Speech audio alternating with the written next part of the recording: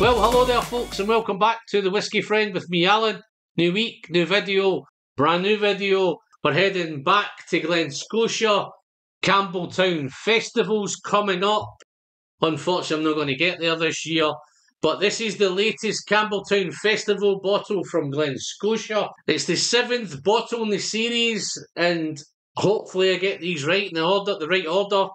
First one was 2018, which was lightly peated ruby port, followed up by lightly peated rum cask finish, followed up by the wonderful tawny port, lightly peated, and then the last unpeated Campbelltown Festival bottle was the Bordeaux red wine, 10-year-old, and then following that up, it was the 8-year-old peated PX. And last year's was the 11-year-old white port. And then this year we have a 9-year-old unpeated FINO. Matured in first fill ex-bourbon barrels.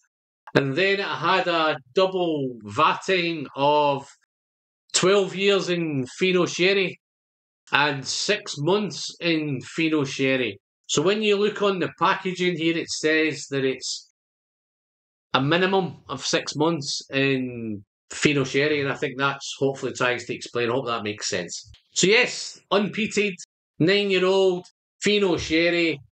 I love the fact that Glen Scotia takes all these chances with all these festival bottles, and to be pretty sure I've loved virtually all of them. Same again with this with the FINO. I'm a big Sherry fan, so I'm looking forward to see what this has done. I've had this a couple of weeks now, and I've now just spent a wee bit of time getting to know it. Yes, so I'm going to nose it, taste it, score it, get myself going as usual. Maybe give a wee bit of conclude towards the end. But anyway, let's dive in, guys. You don't hear me waffling on. If you've liked the video, guys, then don't forget to give me a thumbs up. If you're new to the channel, you may want to hit that red button down below. If you want to help, dive in and support. But let's nose this. Okay, so it's lovely. It's lovely and unpeated. There's definitely no peat here. It's very fragrant and it's very floral. It's becoming nice and sweet. Before you switch off, guys, it's not all about the sweetness, so hang in and bear with me. There's a lovely, lovely dryness as well, so it's fragrant, it's floral, it's sweet, but it's also very, very dry. It's got that lovely, lovely Glen Scotia character of that maritime stuff, the wonderful salinity that it gives at Glen Scotia. Lovely sea salt note and maybe a wee bit of dried seaweed kicking around. But at the same time, with all that sweetness going on and all that nutty almond, marzipan, I think the FINO's bringing that. Lovely vanillas, even a little bit fudgy, guys. It's bordering on a little bit fudgy, but it has that lovely minerality as well of it's quite chalky, it's quite dusty, maybe a wee bit dunnage going on. And then the magic begins. The citrus kicks in. It's very, very lemony. It's very limey. Wow. Apples, pears, maybe some tropical fruit. It's very floral and very fragrant as well, guys. It's definitely you're missing the peat here, so don't worry too much about it. It's wonderful. Maybe a wee bit of berry fruit going on as well, so there's lots of fruit stuff going on. There's a really, really engaging, it's lovely and complex on the nose. Guys, as you know on the channel, it's not all about nosing whiskey. Sometimes on the channel we like to taste it from time to time, and that's exactly what I'm going to do here.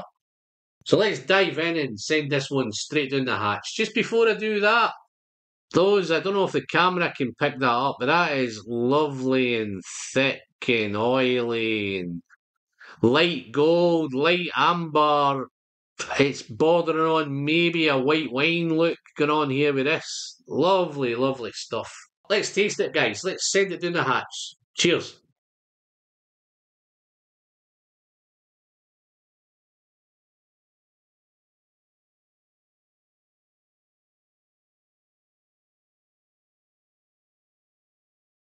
Wow.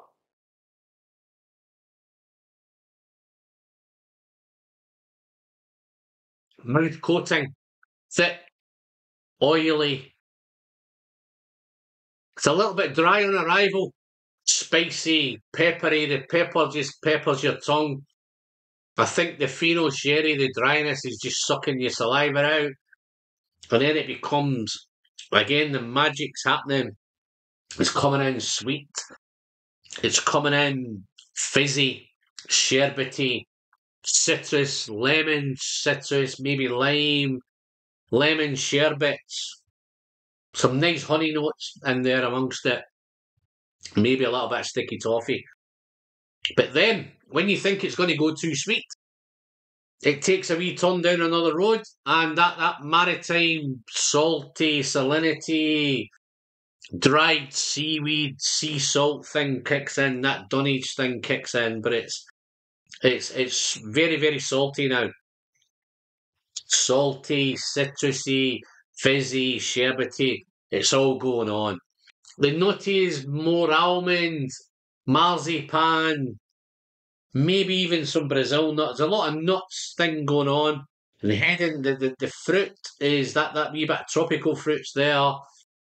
Apples, pears. Such a berry fruit as well. That berry fruit is giving you a wee bit of a. I'm thinking maybe there's a drink here in the UK, and it always says summer fruit drink. There's a wee bit of that going on. But there's a mix between kind of orchard fruit, summer fruit. There's a real fruity vibe going on. But at the same time, it's spicy, it's fizzy, it's earthy, maritime, it's salty. It's a complex piece of work, guys. Definitely the Glen Scotia character comes through in abundance in this one. So I tip my hat if I had one on. Well done, Glen Scotia. Finish. Let's do another wee quick sip.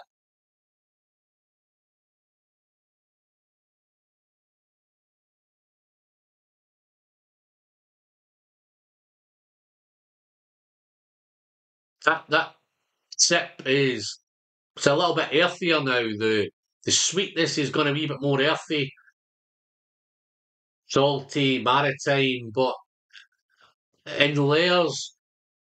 It's fruity, spicy, finishes a wee bit more citrus, lemon, lime, peppery, and salty. So it's a wonderful, wonderful whiskey, guys. So if I was to score this one, guys, the scoring, I'm quite comfortable with my score. I'm going to score it a solid 89 out of 100. And you're probably going to be screaming at the stream saying, Alan, you've scored other ones higher than that, other Campbelltown bottles. Yes, I have, but I think in those days when I was scoring those, I was probably a wee bit over generous with the scoring. So I'm trying to rein the scoring back a little bit. Don't get this wrong, guys. This is a solid 89 at the minute, but this has got the massive potential. The further this goes down, I'm pretty sure this will just nick into the 90s, 90 plus. So I'm looking forward to spending some time and getting there with that. But guys, I'm not going to mess around. I'm loving the Glen Scotia bottles. I picked this up for £65 if you manage to go to buy it from Glen Scotia. I think they've got a free shipping thing going on with it. So £65, incredible value. So I'm quite happy at that at 65. And I don't think over the years, I don't think they've got much higher. I think they've varied from the beginning to now. 7 bottles, I think it's went from the kind of 55 to the 65. So I'm comfortable with the pricing. Well done again, Glen Scotia. We keep the prices nice and sensible.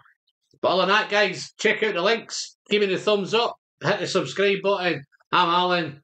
I'll see you all in the next one, guys. Until next time, don't forget to send some great whiskey straight down the hatch. And always remember, the pleasure's in the sharing. See you soon, folks. Cheers.